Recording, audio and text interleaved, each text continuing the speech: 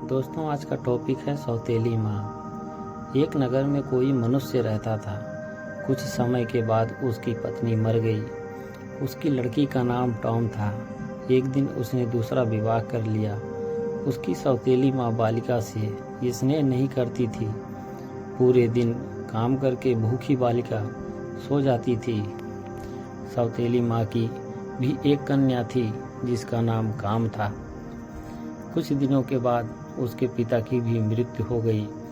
अब तो टॉम नामक कन्या की दुर्दशा होने लगी। यद्यपि पिता का एक विशाल भवन था, किंतु बालिका एक छोटे से कमरे में रहती। अन्य कक्षों में वह प्रवेश भी नहीं कर सकती थी। घर का सारा काम भी वही करती थी। सारा काम करने से वह कमज़ोर हो गई थी, परंतु किसी को कुछ भी नहीं कहती थी। एक दिन सौतेली माँ ने उसे लकड़ी लेने वन को भेजा। उसने विचार किया, अच्छा होता यदि उसे कोई भेड़िया खा जाता, लेकिन मारने वाले से बचाने वाला बलवान होता है। सौतेली माँ के दुख का एक कारण यह भी था कि टॉम नामक कन्या सुंदर होती जा रही थी। एक दिन सौतेली माँ ने दोनों कन्याओं को कहा, गांव के तालाब से मछलियां पकड़ कर लाओ। जो अधिक मछलियां नहीं लाएगा उसे रात्रि में भोजन नहीं मिलेगा। टॉम नामक बालिका ने विचार किया, यह नियम केवल मेरे लिए लागू होगा। उसने प्रातःकाल से शाम तक अपनी टोकरी मछलियों से भर ली।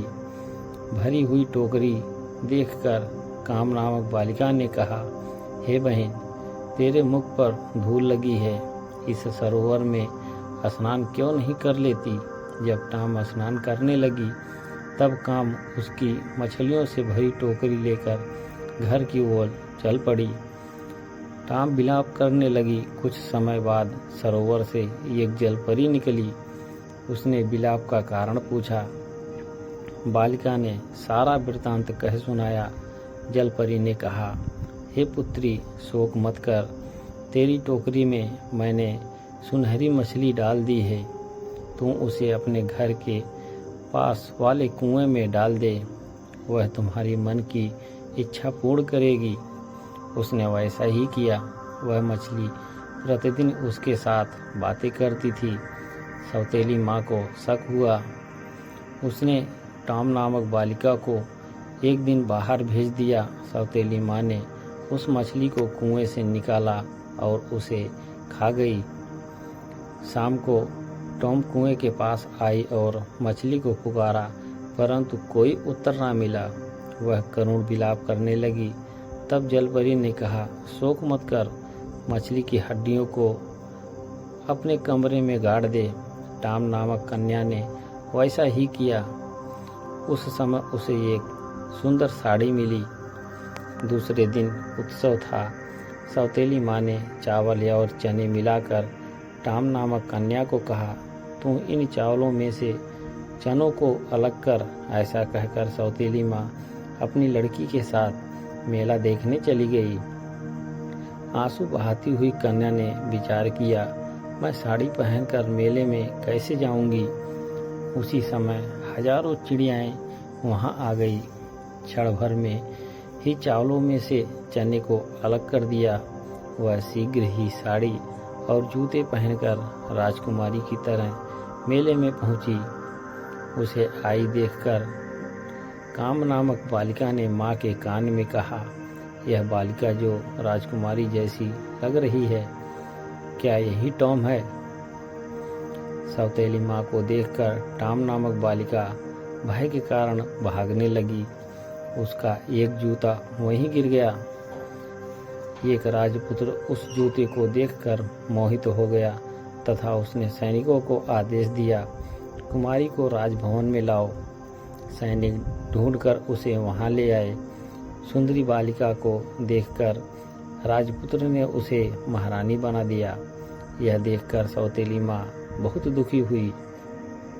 एक दिन पिता के श्राद्ध में टॉम अपने पिता के घर आई। ऊपर से प्रसन्न सौतेली माँ ने कहा, पेड़ के नारियल के फल तोड़कर याचकों को बांटो। जब वह वृक्ष पर चढ़ी तो सौतेली माँ ने वृक्ष को काट दिया। वह स्वयं रोती हुई राजा को कहने लगी, हाय मेरी पुत्री नारियल के वृक्ष से गिर गई और मर गई है। गिरी हुई बालिका को उठाकर एक वृद्धा स्त्री अपने घर ले गई तथा उसका उपचार भी किया। कुछ दिनों के बाद वह स्वस्थ हो गई। इधर सौतेली माँ अपनी पुत्री को राजमहल ले गई तथा राजा को कहने लगी, मेरी पुत्री को महारानी बनाओ। राजा ने प्रार्थना स्वीकार कर ली। एक दिन राजा शिकार खेलने वन में गया। देखते देखते सर्वत्र अंधकार छा गया। उसी वन में कहीं दूर उसने एक जलते हुए दीपक को देखा। बहुत समय बाद वह वहां पहुंचा। राजा ने कहा, मैं यहाँ रात्रि में विश्राम करना चाहता हूँ। वृद्धा स्त्री ने राजा का स्वागत किया। वहाँ टॉम को देखकर राजा को आश्चर्य हुआ और वह आनंदित भी हुआ। महारानी के मुख से सौतेली माँ के द्वारा किया गया सारा वृत्तांत सुनकर राजा कुपित हुआ और सैनिकों को आदेश दिया कि महारानी की सौतेली माँ और उसकी पुत्री को कारागार में डाल दो।